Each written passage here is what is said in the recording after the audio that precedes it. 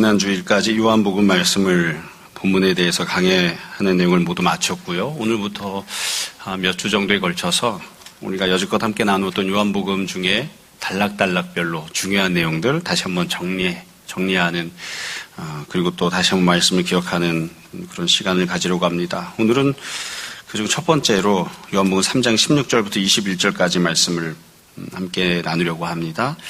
아마 이 요한복음 3장 16절 말씀은 교회를 다니지 않는 사람들도 잘 알고 있는, 그리고 교회를 다니는 사람들은 어린아이들도 교회 오면 제일 처음에 접하는 그런 성경 말씀이 아닐까 싶어요.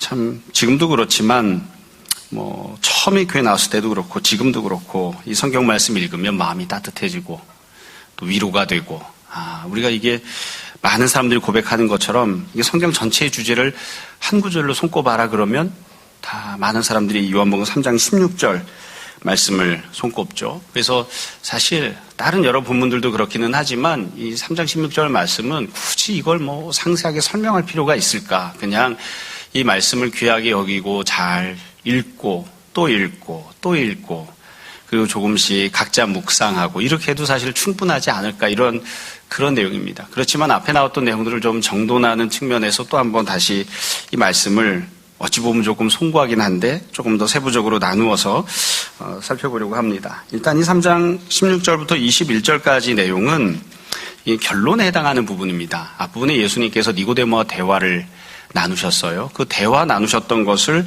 정리를 한 거죠. 여러분, 앞에 니고데모와의 대화를 한번 잘 기억을 더듬어 보시면, 기억이 안 나시는 분들은 나중에 성경책 읽어보시면 됩니다. 이 니고데모가 밤에 예수님을 찾아왔죠.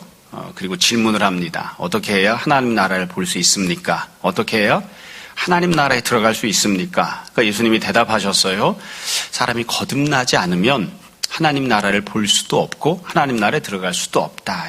아주 간단해요. 거듭난다고 하는 것은 내 몸이 다시 태어나는 것을 뜻하는 게 아닙니다. 니고데모는 그렇게 물어봤죠. 내가 이렇게 나이가 많고 우리 엄마도 나이가 많아서 늙었는데 내가 엄마 뱃속에 다시 들어갔다가 다시 태어나야 됩니까?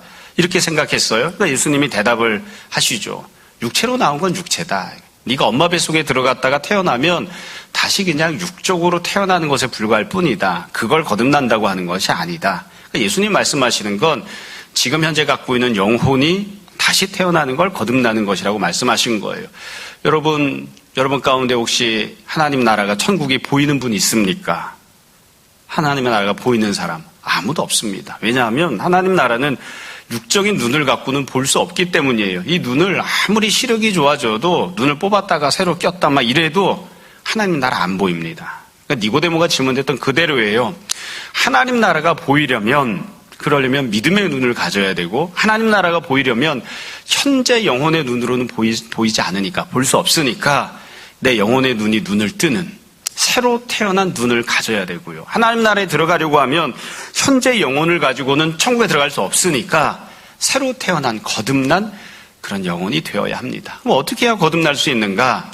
내가 이것저것 하는 게 아니라 십자가에 달리신 예수님을 믿으면 성령님께서 우리를 다시 태어나게 해주신다. 그러니까 내가 원래 태어날 때부터 갖고 있던 이 영혼의 상태로는 천국에 갈 수가 없고 영생을 누릴 수가 없어요. 하나님의 영광을 함께 받아 누릴 수가 없어요. 근데 성령님께서 내 영혼을 다시 낳아주셔서 내 영혼이 새롭게 태어나는 영혼이 될 때, 그때에 우리가 하나님 나라를 볼 수 있고 하나님 나라에 들어갈 수 있다. 주님께서 그렇게 말씀하셨죠. 이게 니고데모와 나누셨던 대화예요. 그리고 난 다음에 그 내용을 정리하면서 지금 이 내용을 기록한 거예요. 그래서 잘 읽어보시면 3장 16절부터 21절까지는 누가 이야기한 것인가, 화자를 생각해 보면 이거 예수님 말씀하신 거 아닙니다. 이건 니고데모가 이야기한 것도 아니에요. 이거는 요한복음을 기록한 사도 요한이 니고데모와 예수님의 대화를 잘 정리해서 훗날, 그러니까 그 대화가 있던 그 당시 한 것도 아니고 훗날 성도들이 그 본문 내용을 읽으면서 혹시 오해할까봐 혹은 조금 더 분명하게 알 수 있게끔 요한의 입술로, 요한의 고백으로 이 내용을 쭉 정리해서 써놓은 거예요. 그러니까 아마 니고데모는 예수님과 대화를 하던 그 당시에, 그 순간에는 이런 내용을 다 이해하지 못했던 것 같아요. 아마 성도들도 그냥 니고데모와의 대화만 읽으면 이 내용을 우리가 이해해야 된다는 것을 좀 빠뜨리거나 깊이 깨닫지 못하는 경우들도 생길 수 있는 거죠. 그래서 이 내용을 다시 이렇게 정리해서 이야기를 하고 있습니다. 본문을 보면 이 본문에 아주 치밀하게 잘 기록이 되어 있는데요. 요한이 이것을 정돈하면서 3번 똑같은 말을 반복했습니다. 첫 번째는 16절, 두 번째는 17절과 18절, 세 번째는 19절부터 21절입니다. 조금 더 상세하게 이런저런 요소들을 첨가를 하기는 했지만 16절에서 한 번, 17절, 18절에서 2번, 19절부터 21절에서 3번, 똑같은 내용을 3번 반복한 거예요. 이렇게 반복했다는 것은 내용이 매우 중요하기 때문이겠죠. 그래서 좀 편안하게 보려고 하면 아까부터 계속 말씀드린 어린아이들도 잘 알고 있는 3장 16절 말씀만 잘 생각하면 뒤에 있는 내용은 똑같은 내용이 반복된 것이니까 우리가 본문을 용이하게 이해할 수 있지 않을까 싶어요. 오늘은 이 16절 말씀을 3가지로 나누어서 3가지 내용으로 우리가 살펴보려고 합니다. 첫 번째는 하나님과 관련된 내용이에요. 하나님은 어떠하신가? 16절 제일 처음에 보시면 이렇게 돼 있죠. 하나님이 세상을 이처럼 사랑하사 독생자를 주셨으니. 그러니까 하나님은 어떤 분이신지를 설명하면서 하나님은 사랑하시는 분, 이렇게 선포하고 고백합니다. 하나님께서 우리를 사랑하신 거예요. 아마 모르겠어요. 사랑이고 뭐고 다 필요 없다 이런 분들도 계실 수 있겠지만 사람이 살면서 가장 그래도 가슴 떨리는, 그리고 가장 그래도 지적으로 혹은 감성적으로 혹은 무언가가 다가오게 하는 말은 사랑한다, 이런 말이 아닐까 싶어요. 그러니까 하나님이 어떤 마음, 어떤 본질을 품고 계신가? 하나님은 사랑이시고 또 하나님께서 우리를 사랑하십니다. 이게 하나님의 본질적인 마음이에요. 이걸 조금 다른 측면으로 이야기하면 이렇게 이야기할 수 있어요. 하나님께서 우리를 평가하셔서 그 평가에 따라서 상과 벌을 주신다, 이렇게 이야기한 게 아니라 우리에게 사랑을 베풀어 주신다. 그러니까 하나님께서 무언가를 우리에게 베풀어 주신 이유가 우리가 무언가를 잘하거나 그것을 받을 만한 자격을 갖추었기 때문에, 내가 훌륭한 사람이기 때문에 하나님께서 나에게 상을 주셔서 구원을 주셨다, 이게 아니고, 그게 아니고 하나님께서 우리에게 사랑을 베풀어 주셨다, 이렇게 선포합니다. 그러니까 우리가 하나님 그러면 제일 처음으로 생각해야 되는 건 사랑하시는 하나님입니다. 우리를 사랑하시는 분. 그러면 하나님께서 우리를 사랑하실 때 어떻게 사랑하셨는가? 본문을 보면 독생자를 주셨다, 이렇게 되어 있죠. 여러분, 사랑은 늘 우리가 생각하는 것처럼 또 알고 경험하는 것처럼, 그리고 고백하는 대로 사랑은 언제나 행동하는 것입니다. 그러니까 마음에 품은 감정 상태를 사랑이라고 말하는 것이 아니라 그 감정이 밖으로 표현이 되고 행동으로 이렇게 구체화되었을 때 우리가 그걸 사랑이라고 이야기를 하는 거예요. 내가 마음에서 이러이러한 마음을 품었다, 그것으로 끝나면 안 되고요. 밖으로 뭔가가 나와야 되는데 하나님께서 행동을 하신 거죠. 어떤 행동을 하셨는가? 독생자를 주셨다는 거예요. 여러분, 하나님께서 이처럼 이스라엘과 또 다른 많은 사람들을 사랑하시는 것, 행동으로 표현하신 것들이 구약성경부터 굉장히 많이 나오죠. 구약성경을 보면 가장 대표적인 구원 사건이 우리가 잘 아는 출애굽 사건입니다. 히브리인들이 애굽에서, 이집트에서 400년 넘게 노예로, 종으로 살았죠. 할아버지도 노예, 아버지도 노예, 나도 노예, 내 형제도 노예, 내가 낳은 자식도 노예로 살 거예요. 그 삶의 환경에서 아무도 벗어날 수가 없어요. 그 당시 이집트는 전 세계에서 가장 강력한 국가였으니까 어떻게 도망쳐 나올 방법이 없는 거예요. 그냥 노예로 살아가는 것, 핍박당하고 살아가는 것, 착취당하고 살아가는 것이 어쩔 수 없는 나의 운명으로 주어진 그런 상황이었는데 하나님께서 그들을 찾아가시죠. 그리고 하나님께서 그들을 바로의 손아귀에서 건져내 주십니다. 그게 하나님의 사랑이죠. 하나님께서 히브리인들을 향해 말씀하시면서 네가 노예이지만 내가 너를 보면 마음이 너무 기쁘고 내가 너무 가슴이 벅차다, 이걸 사랑이라고 말씀하신 게 아니에요. 내가 너를 반드시 그 자리에서 건져내고 내가 너에게 구원을 주겠다. 내가 반드시 땀 흘려 일하고 역사하겠다. 그래서 하나님께서 하늘 보좌를 박차고 내려오셔서 애굽에 오셔서 이집트에 오셔서 종살이 하던 그들을 붙잡아서 끄집어내셨죠. 바로의 멱살을 잡고 바로를 결단내시고 히브리인들을 끄집어내셨다고요. 그게 하나님의 사랑입니다. 이렇게 역사하시는 하나님의 사랑, 일하시는 하나님의 사랑을 구체적으로 어떻게 표현을 할 수 있을까 고민하다가 표현한 단어가 우리가 잘 알고 있는 헤세드예요. 히브리어로 헤세드. 이게 하나님의 사랑, 혹은 자비, 긍휼, 기타 등등 인해 여러 가지로 번역을 하는데 결국 사랑이에요. 하나님께서 아무 자격 없는 힘들고 어렵게 살아가고 있는 히브리인들을 마음으로 사랑하셨고 구체적으로 그들을 구원하시기 위해서 역사하신 그것을 헤세드라고 표현한다고요. 이 헤세드를 신약 성경에서 번역을 하면서 헬라어로 어떻게 번역할까 하다가 그 당시에 이미 사용되고 있는 사랑이라고 하는 단어가 여러 개가 헬라어가 있었는데 그것들과 구별해서 좀 표현하고 번역하고 싶다 해서 따로 번역한 단어가 아가페입니다. 그 당시에 이미 초월적인 사랑을 표현하는 단어들이 있었어요. 어떤 영적인 세계를 향한 큰 갈구하는 마음을 표현하는 사랑도 있었어요. 그걸 표현하는 단어들이 있었지만 그것과는 구별해서 하나님께서 나를 구원하시고 역사해 주시는 사랑을 뭐라고 표현을 할까? 그걸 따로 구분한 게 히브리어 헤세드를 번역한 게 아가페입니다. 그래서 이 헬라 세계를 보면 헬라 세계 문헌들을 보면 아가페라고 하는 단어는 거의 사용되지 않아요. 성경에서만 주로 사용되는 거죠. 성경에서만. 여하튼 이렇게 하나님께서 사랑하셔서 독생자를 주신 거예요. 여러분이 하나님께서 주셨던 이 사랑이 갖고 있는 특징들이 있어요. 본문에서는 뭐 그렇게 이야기하진 않았지만 구체적으로 설명하진 않았지만 니고데모의 대화나 다른 여러 부분들을 통해서 우리가 볼 수 있는 하나님의 사랑이 갖는 특징이 있습니다. 일단 이 하나님의 사랑은 하나님께서 먼저 우리를 찾아와서 베풀어 주시는 사랑입니다. 우리가 이것을 결코 오해해서는 안 돼요. 내가 하나님을 사랑하기로 결심한 게 아닙니다. 하나님께서 먼저 우리를 찾아오셨습니다. 이건 예수 그리스도 때도 그랬고요. 뿐만 아니라 구약시대 때도 마찬가지예요. 어떤 분들이 그렇게 이야기하죠. 우리가 종종 그런 오해할 때가 있습니다. 내가 하나님을 믿으려면, 하나님을 섬기려면, 하나님을 사랑하려면 구약시대 사람들은 성전을 찾아가고 제사를 드리러 갔었죠. 여러분 이거 우리가 정확하게 알아야 됩니다. 내가 찾아간 게 아니고요. 원래 하나님은 하늘 보좌에 계시잖아요. 영광스러운 천국에 계셔서 아무도 그곳에 갈 수가 없어요. 누가 천국에 갈 수 있습니까? 그런데 하나님께서 히브리인들을 만나주시고 히브리인들을 사랑하시기 위해서 이 땅에 내려오시고 하나님을 만날 수 있는 장소를 정해주신 거예요. 그게 성전이에요. 그게 성전이에요. 우리가 오해해서는 안 됩니다. 내가 성전까지 찾아갔잖아요. 천만에요. 하나님께서 하늘에서 이 땅까지 내려오신 거예요. 어디가 더 멉니까? 어디가 더 찾아가기가 어렵습니까?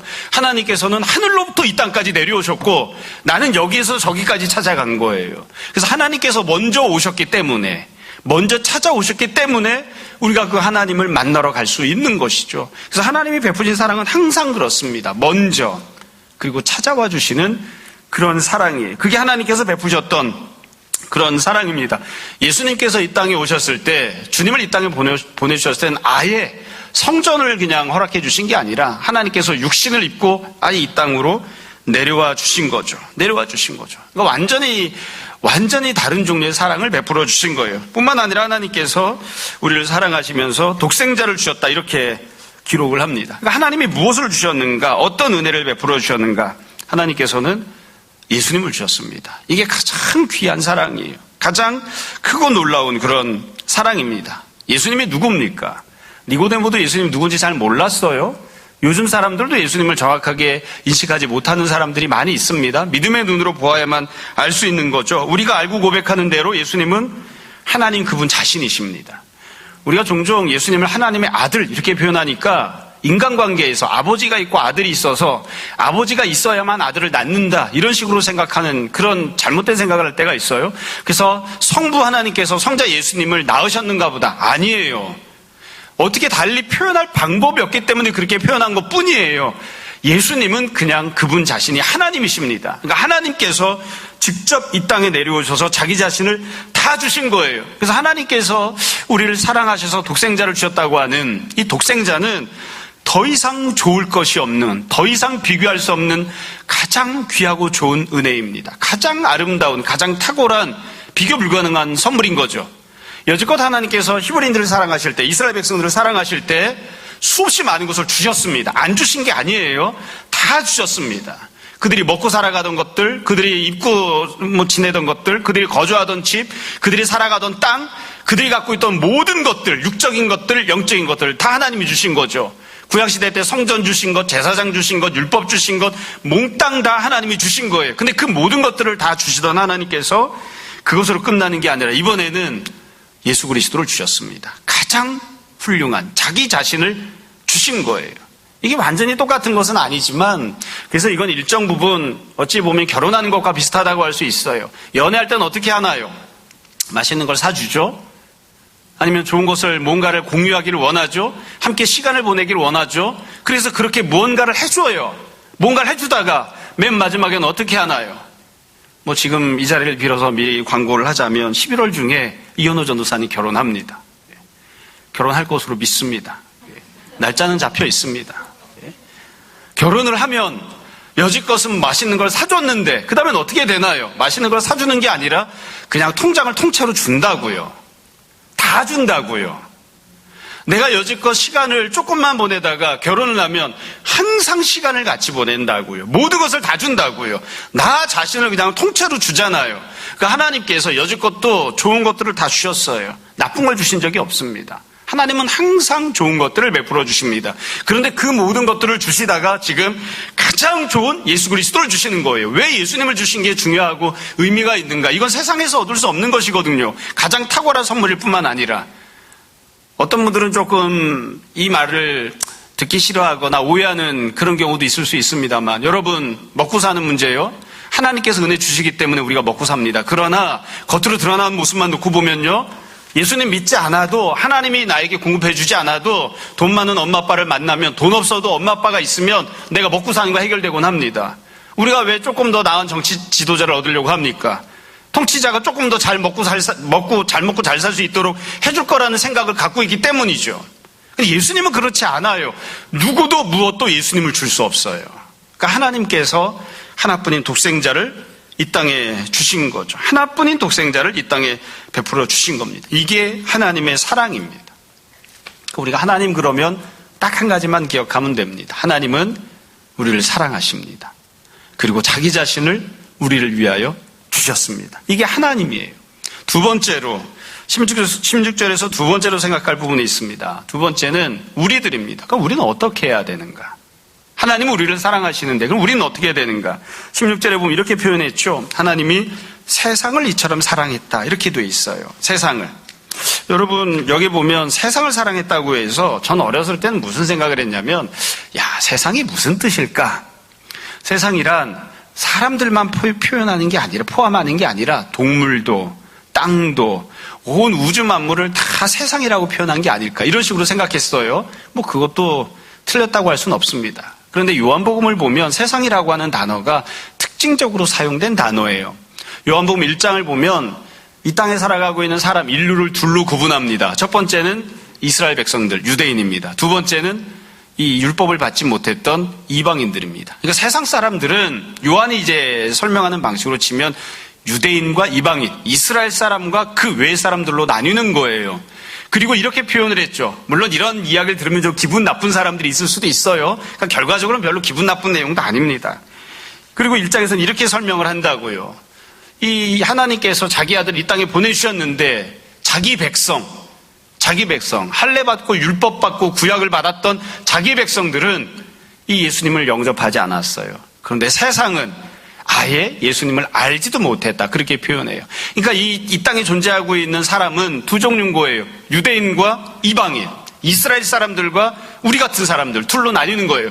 몇 번이나 말씀드리지만 종종 내가 태어나 봤더니 난 태어날 때부터 신앙생활 했어요. 우리 아버지도 신앙생활해요. 할아버지도 신앙생활해요. 증조할아버지, 고조할아버지까지 위로 올라갈수록 다 신앙생활을 오랫동안 해왔어요. 그래가지고 내가 한국 사람인데도 불구하고 착각하는 경우가 있어요. 교회 생활에 익숙하다 보면 자기가 유대인인 줄 아는 사람들이 있어요. 여러분, 우린 다 이방인입니다. 내가 300년부터 예수님을 믿었었건 500년 전부터 예수님을 믿었었건 우리 다 이방인이에요. 우리는 그래서 이 본문에서 이야기하는 식으로 치면 누구냐면 세상에 속한 사람들이에요. 세상에 속한 사람들.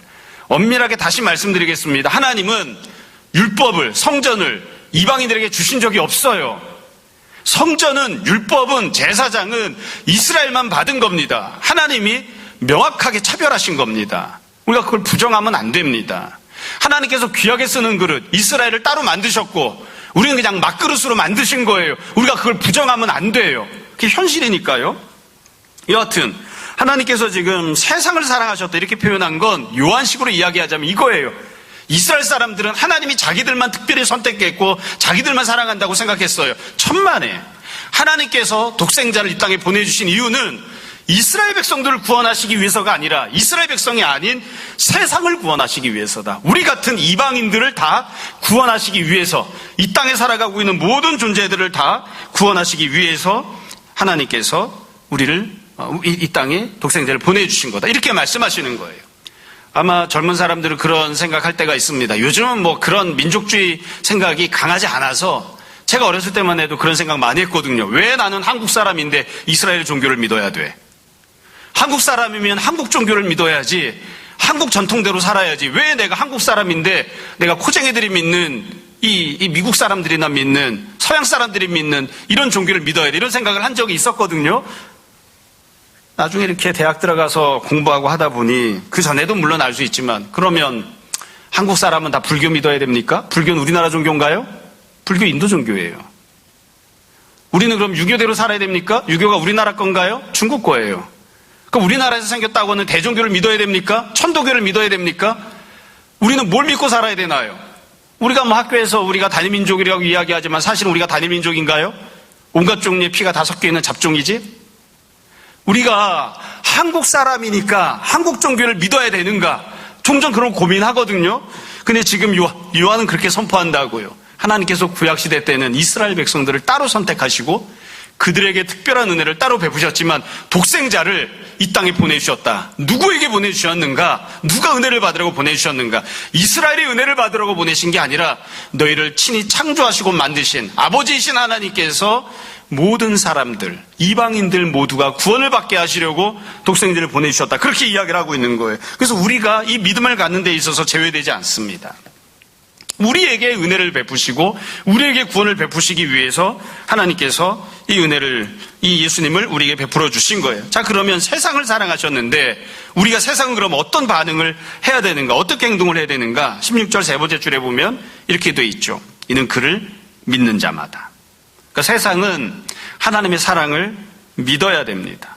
믿어야 됩니다. 이게 하나님의 사랑을 향해 우리가 온전히 보여야 되는 반응입니다. 믿음을 갖는 것, 이것 이외에 다른 방법은 없고요. 또 믿음을 갖기 위해서 우리가 육적으로 뭔가 조건을 갖춰야 할 것도 아무것도 없습니다. 할례를 받고 유대인이 되어야만 믿음을 가질 수 있는가? 아니에요. 이스라엘 백성들은 맨날 그렇게 주장하죠. 아니에요. 할례 받고 이스라엘 백성들이 되어야 되는가? 아니에요. 대학 졸업하고 대학 졸업장이 있어야 되는가? 아니에요. 아니에요. 육적으로 갖춰야 될 아무런 조건이 없어요.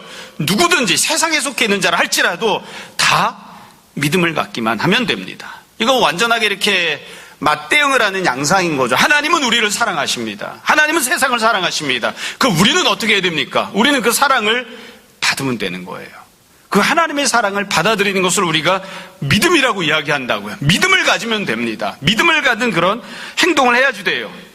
사실 논리적으로 이야기하면 이렇게 이야기가 맞겠죠. 하나님이 너희를 사랑하셨다. 그러니까 우리는 어떻게 해야 될까요? 너희도 하나님을 사랑하라. 이렇게 이야기해야 되겠죠.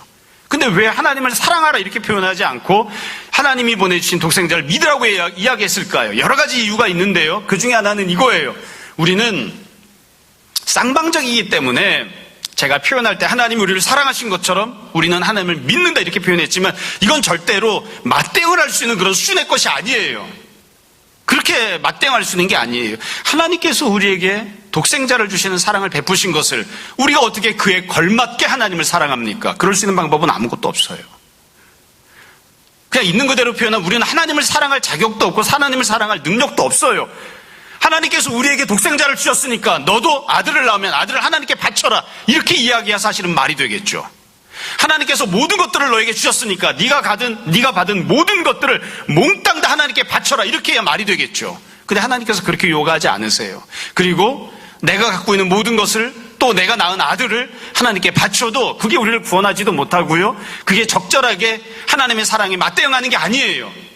다르게 이야기하면 이렇게 이야기할 수 있어요. 하나님께서 하늘에서 이 땅까지 수십 킬로미터를 내려오셨다고 칩시다. 뭐 사실은 그런 의미는 아니지만 하나님께서 우리에게는 수십 킬로미터에 해당하는 깊이만큼 사랑하셨다면 우리가 할 수 있는 건 폴짝 뛰어서 1m나 2m까지밖에 못 올라가요. 이건 절대로 맞대응이 안 돼요. 그러니까 감히 그렇게 표현하지 못하는 거예요. 하나님이 너희를 사랑하셨다. 너도 하나님을 사랑하라. 이렇게 감히 표현을 못하는 거예요. 내가 할 수 있는 최대치. 사람이 하나님의 사랑에 반응할 수 있는 최대치는 그래서 믿음을 갖는 겁니다. 그 믿음은 엄밀하게 이야기하면 하나님의 사랑을 받아들이는 겁니다. 내가 하나님께 무언가를 해드릴 수 있는 게 없거든요. 내가 뭘 할 수 있겠어요? 아무것도 없거든요. 늘 농담처럼 이야기하죠. 하나님은 돈이 필요가 없어요. 하나님이 돈이 왜 필요합니까? 하나님은 고기 안 드세요. 하나님은 좋은 옷도 안 입으세요. 하나님은 물질이 아니고 영이시기 때문에 물질적인 무언가 때문에 제한받지도 않으시고 그런 것들 때문에 국한되지도 않으시고 그런 것들로 인해서 영광을 받으시는 것도 아니에요. 우리가 왜 헌금을 하나요? 하나님을 사랑하기 때문에 드리는 것이지만 현실적으로는 교회를 운영하기 위해서 헌금을 하는 겁니다. 함께 모여서 신앙생활하고 공동체를 이루고 있으니까 함께 더불어 재정적인 책임을 공유하기 위해서 헌금을 하는 거죠. 그게 현실적인 목표예요. 하나님은 돈을 쓰지 않으세요. 아무리 좋은 것을 갖다 드려도 그게 하나님의 영광을 더 얹어드리는 게 아니에요. 그러니까 우리가 할 수 있는 것은 하나님께서 우리를 사랑하시는 것을 받아들이는 겁니다. 다시 한번 말씀드립니다. 구약 성경에서도 신약 성경에서도 늘 일관되게 선포하는 내용이 있습니다. 하나님을 사랑하라, 이웃을 사랑하라. 하나님을 사랑한다고 하는 것은 하나님이 베푸시는 은혜를 잘 받는 걸 뜻합니다. 이웃을 사랑한다고 하는 것은 내가 은혜를 받았으니 이 은혜를 하나님께 다 어떻게 풀어드릴 방법이 없잖아요. 아무리 모든 걸 다 해드려도 하나님께서 베푸신 사랑에 걸맞지 않잖아요. 그러나 내가 옆에 있는 사람에게는 내가 무언가를 베풀어주면 하나님이 나에게 행하신 것처럼 먼저 내가 그를 찾아가고 나의 것들을 그에게 주면 그건 그 사람에게는 은혜가 되니까 이웃에게는 내가 뭔가를 베푸는 자가 되라고 그렇게 이야기를 하는 거죠. 물론 믿음도 단계가 있습니다. 그저 그냥 하나님의 사랑을 받아들이기만 하는 그 첫 출발점이 되는 단계가 있고 그보다 조금 더 나아가서 내 삶의 모든 문제를 주님께서 해결하실 것을 믿습니다. 그런 믿음도 있고 조금 더 나아가서 자기를 부인하고 자기 십자가를 감당하는 믿음도 있고 조금 더 나아가서 내 전 재산을 다 팔아서라도 하나님을 섬기기를 원합니다. 그런 믿음도 있습니다. 믿음도 수준 차이가 있어서 조금씩 성장해 나가야 하는 것은 맞죠. 그러나 다시 말씀드리지만 내가 아무리 깊이 있게 믿음을 가지고 헌신하고 모든 것을 다해서 하나님을 사랑해도 그걸 사랑했다 이렇게 표현하기는 어렵습니다. 하나님의 사랑과 걸맞는 그런 사랑으로 이야기하기는 어려운 거예요. 세 번째로 하나님께서 우리를 사랑하시고 두 번째로 우리가 하나님을 이렇게 믿으면 그러면 세 번째로 도대체 어떤 은혜를 우리가 어떤 유익을 누릴 수 있는가. 16절 맨 끝에 이렇게 나오죠. 멸망하지 않고 영생을 얻는다. 여러분 일단 멸망하지 않는다고 하는 표현도 우리가 중요하게 잘 생각해 봐야 돼요. 우리 처지가 어떤지를 잘 이해하고 있는 거거든요. 쉽게 이야기를 한 거예요. 우리는 어떤 존재들입니까? 멸망당할 존재들입니다. 제가 이 설교했던 부분을 찾아보니까 작년 4월 달에 설교했더라고요. 처음 교회 개척했을 때 어떤 분이 찾아와서 해주셨던 이야기를 설교 시간에 했었습니다. 교회 개척하고 얼마 안 지나서 어떤 분이 한번 예배를 드리러 오셨다가 예배 마치고 돌아가시면서 저한테 한 가지를 충고를 해주셨어요. 목사님 다 좋은데 오늘 기도하실 때 보니까 이렇게 기도하시더군요. 죄로 인하여 죽을 수밖에 없었던 우리를 그렇게 기도하시던데 그건 틀렸습니다. 우리는 앞으로 죽을 존재가 아니라 이미 죽은 존재입니다. 죄로 인하여 이미 죽은 우리를 이렇게 기도하시는 게 맞습니다. 그래서 제가 무슨 생각을 했겠어요? 기분 나빴다고요. 처음에 와서 어디서 지적질이야. 그렇지만 어떻게 했겠습니까? 다음 주부터 곧장 고쳤습니다. 기분 나쁜 건 기분 나쁜 거고 사실 말을 표현을 잘못한 건 잘못한 거거든요. 우리 이미 다 죽어있는 사람들입니다. 우리를 멸망을 받지 않게 하려고 하신다. 우리가 원래 현재 생명을 누리고 있고 우리가 현재 풍요로움을 누리고 있고 이 상태로 살아도 정말 훌륭한데 이 상태에서 예수님 믿지 않으면 넌 심판받아 이렇게 지옥으로 끌어내리시는 게 아니라 우리는 이미 멸망한 존재들입니다. 멸망 가운데서 살고 있어요. 그냥 하나님이 아무것도 처분하지 않으시고 내버려 두시면 심판받은 상태로 그냥 멸망할 거예요. 태어난 모습 그대로 살고 있으면 아무리 열심히 성실히 잘 살아도 도덕적으로 살아도 죽은 다음에 다 지옥 갑니다. 이미 멸망한 존재들이에요. 우리가 이걸 잘 생각해야 됩니다. 그래서 지금 그렇게 선포하잖아요. 멸망하지 않을 것이다. 멸망하지 않을 것이다. 여러분 우리가 나의 상황 처지가 어떤지를 잘 이해해야 돼요. 니고데모를 생각해 보세요. 니고데모가 스스로를 어떻게 생각했을까요? 스스로를 어떤 존재로 생각했을까요? 유대인이잖아요. 자기는 이방인이 아니에요. 남자잖아요. 지금은 물론 덜하지만 그 당시는 더 심했죠. 남녀 차별이. 남자잖아요. 신분이 랍비잖아요. 율법을 잘 지키고 살아왔잖아요. 내가 나를 봐도 괜찮아요. 주변에 있는 사람들이 나를 볼 때도 칭찬하고 인정해주는 사람이에요. 근데 그것 갖고는 구원 못 받는다고요. 니고데모에게 예수님께서 말씀하시지 않습니까? 너는 이미 심판받은 자야. 너는 이미 멸망에 빠져 있는 자야. 스스로만 착각하고 있는 거예요. 뒤에 가면 그런 사건이 나오죠. 가늠하다 현장에서 붙잡힌 여자가 있었습니다. 가늠하다 현장에서 붙잡혔으니 이건 빼도 박도 할 수가 없죠. 돌로 쳐 죽이겠다고 끌고 왔어요. 누가 심판받아야 할 사람입니까? 당연히 그 여자는 심판받아 마땅한 사람입니다. 돌에 맞아 죽어야죠. 사람들이 돌을 들어서 그 여자를 치려고 했죠. 그때 예수님이 이렇게 말씀하십니다. 죄 없는 자가 먼저 돌로 쳐라. 주님은 아주 간단하게 말씀하세요. 가늠하다 현장에서 붙잡힌 여자만 심판받고 멸망할 사람이라고 생각하느냐?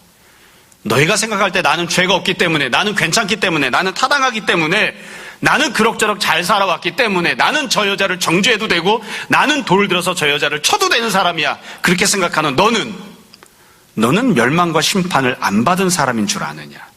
너도 똑같은 멸망과 심판받을 사람이다. 하나님께서 다 쳐다보고 계시고, 가늠하다 현장에서 붙잡힌 여자가 모든 사람들이 보는 데서 현장이 적발된 것처럼 네가 범했던 모든 죄도 하나님께서 다 불꽃 같은 눈동자로 다 쳐다보고 계셔다. 너는 현장범이야.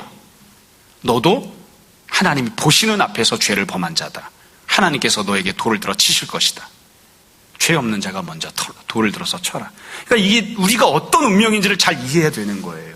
니고데모도 돌을 들어서 치려고 했던 자들도 다 이미 심판과 멸망을 받은 자들입니다. 이미 심판과 멸망을 받은 자들이에요. 가끔 가다 보면 스스로가 괜찮은 사람이기 때문에 또 주변에서 괜찮다고 인정을 해주기 때문에 자기는 다른 사람이라고 이 정도로 살아도 괜찮다고 착각하는 경우들이 있어요.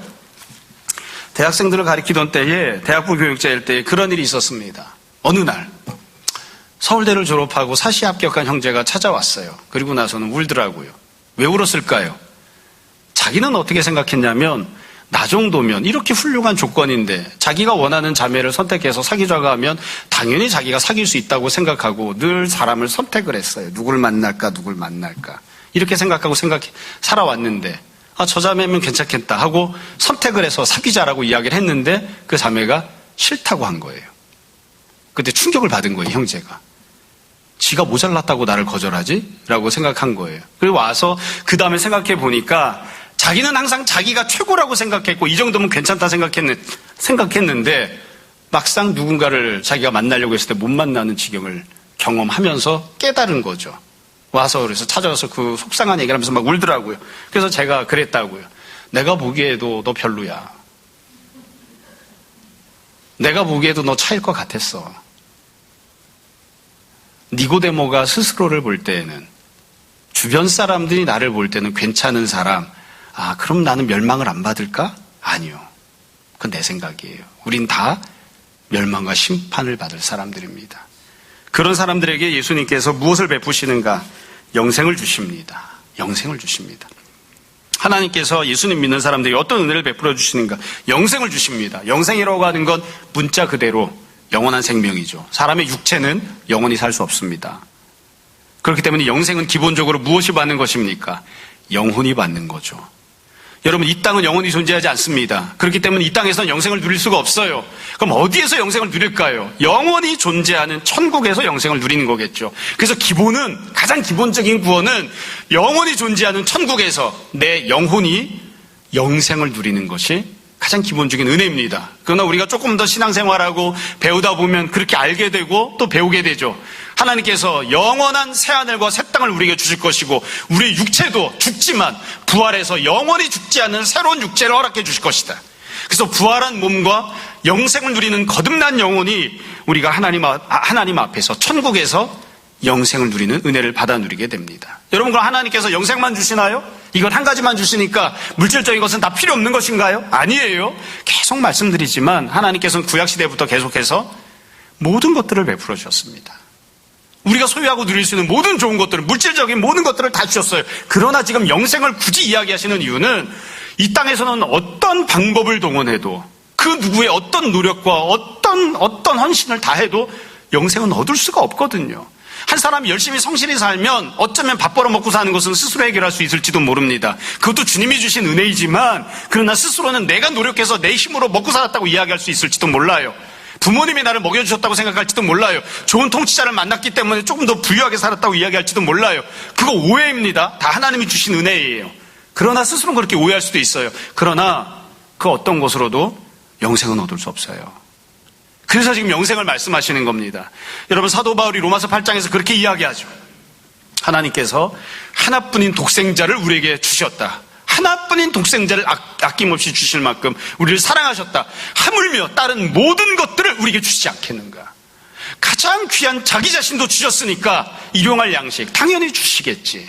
내가 무엇을 먹을까 마실까 입을까 걱정하지 마라. 주님께서 채워주실 것이다. 다른 모든 것들을 다 주세요. 다른 모든 것들을 다 주실 뿐만 아니라 이 땅에서 어떤 방법을 동원해도 받을 수 없는, 그리고 가장 귀하고 아름다운 선물인 영생을 하나님께서 베풀어 주시는 겁니다. 자, 말씀을 정리하겠습니다. 어찌 보면 지극히 당연한, 우리가 모두가 다 잘 알고 있는 내용이에요. 요한복음 3장 16절에서 하나님은 어떤 분이십니까? 하나님은 우리를 사랑하시고 독생자를 우리에게 주신 분이십니다. 그분이 바로 하나님이십니다. 두 번째로, 우리는 어떻게 해야 합니까? 세상에 속해 있는 우리는, 세상이라 불려지던 우리는 어떻게 해야 됩니까? 그 하나님의 사랑을 받아야 됩니다. 그 하나님의 사랑을 받아들이는 것을 우리가 믿음이라고 합니다. 내가 죄인으로 태어났고 죄를 짓고 살았고 죄와 심판을 피할 수 없는 이미 심판받은 존재에 불과하지만 하나님께서 보내주신 독생자 예수 그리스도께서 우리의 모든 죄를 사하시고 내가 받아야 될 모든 죄값을 십자가에서 그분이 다 짊어지시고 대신 감당하셨으므로 내가 그 주님을 믿는 믿음을 가지면 영적으로 거듭나고 하나님의 자녀가 됩니다. 이것을 받아들이는 거예요. 이것을 받아들이는 믿음을 갖는 게 우리가 행해야 될 일입니다. 이게 가장 기본적인 거죠. 세 번째로, 그러면 어떠한 은혜를 누릴 수 있습니까? 우리가 이미 당하고 있던 심판과 멸망으로부터 건짐을 받아서 이 땅에 살아가는 동안 필요한 모든 것들 공급을 받고 뿐만 아니라 우리가 다 영생을 선물로 받는 자들이 됩니다. 이게 예수님께서 니고데모와 대화하시면서 선포하셨던 내용이고요. 그리고 우리가 알고 고백하는 것처럼 성경이 선포하고 있는 복음입니다. 여러분, 그래서 우리가 늘 이 사실을 기억하고 고백하고 그렇게 살았으면 좋겠고 또 이것을 늘 돌아보면서 지냈으면 좋겠습니다. 여러분은 하나님을 누구라고 고백하십니까? 하나님은 우리를 사랑하시고 자기 자신을 주신 우리 아버지이십니다. 여러분은 과연 하나님을 향하여, 우리는 과연 하나님을 향하여 어떻게 합니까? 우리는 다 하나님을 믿는 자, 예수님을 믿고 섬기는 자, 할 수 있는 대로 하나님을 조금 더 섬기고 사랑하고 하나님과 가까이 하고자 하는 그런 모습들로 살아야 됩니다. 그럼 우리는 무엇을 누릴 수 있습니까?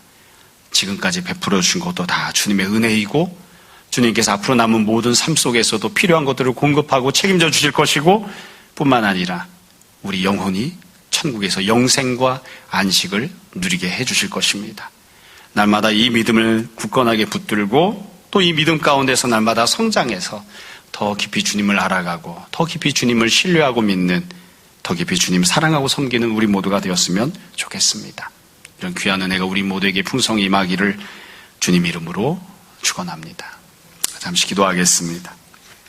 주님 은혜를 감사합니다. 우리가 다 죄악 가운데 태어나 이미 심판받은 존재로, 우리가 아무리 열심히 살아도 그 운명을 피할 수 없는 존재로 그렇게 살아가는데 우리를 사랑하셔서 하나뿐인 독생자를 보내주시니 참으로 은혜를 감사합니다. 또 우리 심령을 주관하시고 변화시켜 주셔서 주님을 믿는 마음을, 주님을 신뢰하는 마음을, 또 어찌하든 주님을 사랑하고자 하는 마음을 갖게 하시니 참으로 감사합니다. 아버지 하나님, 날마다 주님의 사랑 안에 거하며 또 주님을 따라가고 주님을 사랑하는 그런 제자의 삶을, 또 하나님의 자녀된 삶을 살아가게 하여 주옵소서. 아버지 하나님, 때때로 힘들고 어려운 지경을 만나거나 믿음이 흔들리려 할 때마다 다시 한 번 더 오늘의 말씀을 붙들고 주님을 의지하는 우리 모두가 되게 하여 주옵소서. 아버지, 우리가 주님 사랑하여 드린 예물들이 또한 있습니다. 이 예물들이 주의 영광 위하여 쓰이기 원하며 이 모든 말씀 예수님 이름으로 기도합니다. 아멘.